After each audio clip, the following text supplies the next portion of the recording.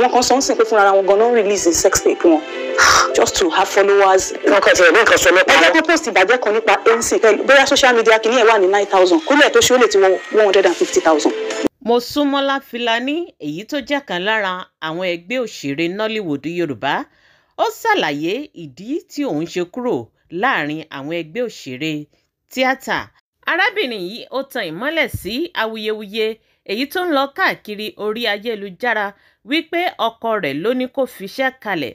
Ó jẹ́ ká mọ̀ wípé kì í ṣe ọkọ òun ló ní kóun ó fiṣẹ́ kalẹ̀ o. Ó ní òun lòún mọ̀ọ́mọ̀ fiṣẹ́ kalẹ̀ kóun ó lè ráyè tọ́jú àwọn ọmọ. Ó ní ìgbésí ayé tí àwọn ọmọ ọ̀dọ́ ayé òde òní èyí tí wọ́n ń gbé, ó ní kò wu àwọn rárá. Ó ní torí wípé irú iṣẹ́ tóun ń ṣe nígbà míì ó máa ń gba àwọn bí oṣù méjì táwọn ó sì dá ọmọ kalẹ̀, táwọn ó dá ọkọ kalẹ̀, táwọn ó lọ, táwọn ò ní bojú wẹ̀yìn. Ó ní lóòótọ́ nítorí ọmọ òun làwọn ṣe ń ṣiṣẹ́. Ó ní ṣùgbọ́n nígbà tí àwọn bá kówó náà jọ tán, ó ní tí ayé ọmọ sì bàjẹ́, kí wá láǹfààní irú owó bẹ́ẹ̀, ọmọ tí ò lọ́jọ́ iwájú. Ó lòun wò gbésí ayé èyí tí àwọn ọ̀dọ́ ayé òde òní èyí tí wọ́n ń gbé, ó ní gbésí ayé wọn ò wò òun rárá. Ó ní ìdí nìyí tóun ṣe pinnu lọ́kàn wípé òun ní láti fi àyè kalẹ̀ kóun ó sì tọ́jú àwọn ọmọ òun dáadáa, kóun ó sì wọ́n débi tí ẹ̀rù ti ní bà wọ́n. Ó tẹ̀síwájú, ó jẹ́ ká mọ̀ wípé iṣẹ́ tíátà ó lọ títí láé ni. Ó ní kò sígbà tóun ò lè padà sídìí iṣẹ́ tíátà tóun bá fẹ́ padà. Ó ní ṣùgbọ́n tóun bá tẹ̀síwájú bóun ṣe ń ṣe yìí, ó ní títí tí ayé àwọn ọmọ sì fi bàjẹ́ tán, ó ní kò ní ní àtúnṣe. Ó ní ìdí nìyí tóun ṣe rọra fi iṣẹ́ tíátà kalẹ̀ tóun sì kọjú mọ́ àwọn ọmọ òun. Ẹ wo arábìnrin yìí, ó sọ àwọn ọ̀rọ̀ tó mú ọpọlọ dání, àwọn ọ̀rọ̀ tó mọ́gbọ́n dání, àwọn ọ̀rọ̀ tó jẹ́ wípé èyàn ò rí ẹ̀kọ́ téèyàn ó sì rí ọgbọ́n kọ́. Ó sọ ọ̀pọ̀lọpọ̀ ọ̀rọ̀ nígbà tí wọ́n fi ọ̀rọ̀ wá lẹ́nu wò ní orí ètò Oyinmomo. Arábìnrin yìí ó sọ àwọn ọ̀rọ̀ ọlọ́gbọ́n. Ẹ̀yin náà ẹ gbọ́ ọ̀rọ̀ tó jáde lẹ́nu actress Mosúnmọ́lá Fílàní. Ẹ sì mọ́ gbàgbé bá a bá ṣe ń jọ àwọn videos wa, ẹ mọ́ bá wa comment, ẹ mọ́ bá wa share, ẹ sì mọ́ bá wa like tó bá ṣe ìgbà àkọ́kọ́ nìyí. Èyí tí ẹ̀yin ṣalábàápàdé fídíò wa, ẹ mọ́ gbàgbé láti follow page yìí. kódà ẹ jẹ́ ká bẹ̀rẹ̀ báyìí. Ìgbà kan ẹ̀yin yóò rí mi, ìgbà kan ẹ̀yin kì yóò rí mi. Jésù ló sọ bẹ́ẹ̀. Ẹ̀yin wá yá ọ̀rọ̀ Jésù lò. Ìgbà kan a rí yín dáadáa. Ẹ kò sá fún wa ni. Kí ló ṣẹlẹ̀ láàrin yẹn? Ṣé personal decision ni àbí ẹ kàn pé àwọn wàhálà yìí ti fẹ́ máa pọ̀ jẹ mímí lọ jẹ ìyè fúngbà díẹ̀? Well, kò sí nǹkan kan tó ṣẹlẹ̀, personal decision just like you said, personal decision. Pé Bíbélì wípé ohun gbogbo ní ìgbà tí àkókò wà fún. Torí àwọn èèyàn kan sọ pé àkókò yẹn bóyá torí ẹni tó ti ní fame tó ti wà níta gbangba tó wá dípò fẹ́ lọ ilé ọkọ bọ́n ṣe sọ nìyẹn. Àwọn èèyàn dẹ̀ fi àtẹ̀jíṣẹ́ ránṣẹ́ sí wa nígbà tá a ti sọ pé ayaba ọdún òyìnbó la máa gbà lálejò àwọn olólùfẹ́ yín látàbẹ́òkúta, àwọn tí yín láti táyé ṣó láàrin náà wọ́n ní wọ́n àti mọ́ṣọ́bì ẹ bá wa béèrè báyìí wọ́n ní ṣe marriage ló jẹ́ kẹ́ fàsẹ́yìn díẹ̀ pé kẹ́ lè grow family àbí iṣẹ́ yẹn fẹ́ wọ́? Iṣẹ́ ò wọ́, kò sí nǹkan kan tó ṣiṣẹ́, iṣẹ́ dúró dédé. Marriage ni iṣẹ́, but tí èèyàn méjì bá ń try láti come together, ilé ọ̀tọ̀ọ̀tọ̀ lọ ti kọ́ wa, values and norms ọ̀tọ̀ọ̀tọ̀ la ní, when you are trying to come together as a couple. Iṣẹ́ wa dẹ̀ ní a lè lọ nílé lóṣù kan ká má padà délé, from one location to another, from one location to another. So báwo lèèyàn ṣe fẹ́ grow family téèyàn ò bá create a space and time?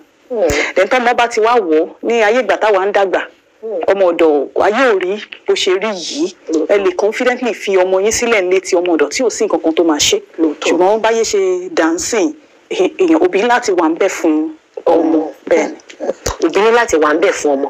Òun ló dífá fún pé ẹ̀yin ò nígbàgbọ́ pé actor méjì lè fẹ́ra wọn àbí èèyàn kan ní láti tẹ̀wálẹ̀ fún yàn kan, torí wọ́n máa ń dáṣà yẹn láàrin mo mọ̀ pé kò ṣe pé actor lè fẹ́, àmọ́ gẹ́gẹ́ bí obìnrin tí ò tẹ̀ kì í ṣe tí ọkọ yóò kì í ṣe actor, ẹni láti fà sẹ́yìn díẹ̀. Àwọn tó bá jẹ́ actor sí actor nǹkan kí ni wọ́n fẹ́ ṣe? Ṣé mo pé different strokes for different folks.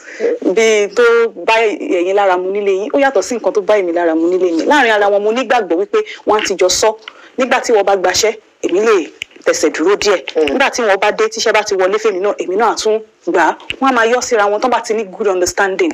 Bẹ́ẹ̀ ni tó bá sọ yóò máa work tó.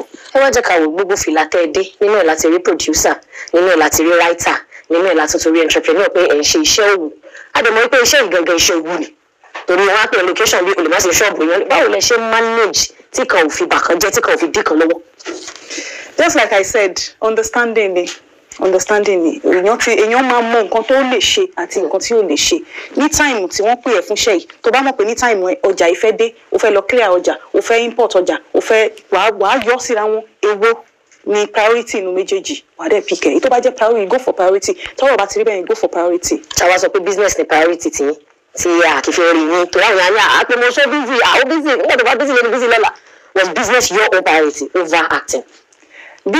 Business was not my priority. I decided to take that break. But the break was so long ago. Yeah. Tọ́mọ fi máa gbà mélòó làwọn ọmọ wa fi ń gbé pẹ̀lú wa. Ṣé mọ̀ pé tọ́mọ bá ti wọ yunifásitì sí o ti kúrò lákàtà ẹ̀ take it or leave it.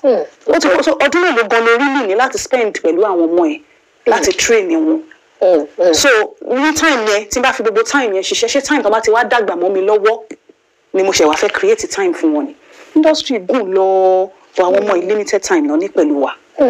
Wisdom. Ìyá yẹn ṣe bí ẹ̀rọ inú mi ń dùn because mo mọ̀ wípé omi ọgbọ́n tí wọ́n mu òun la fẹ́ wá sọ̀kalẹ̀ nígbà ilé mi. Ayaba Oduoye lágbà lálejò lẹ́nu ẹ̀ gbogbo ẹni tí táyé sọ́lá ní connect gbogbo ẹni tàbí òkúta àtúpadà píìkì kọ́ọ̀lù yẹn bọ́lá ṣe máa ń píìkì kọ́ọ̀ tiwa náà dàgbà gbàdúrà a ṣe mú ọ̀rọ̀ yẹn lọ síwájú a ṣe bẹ̀rẹ̀ ní àtẹ̀tí ìlọ́bì kankan.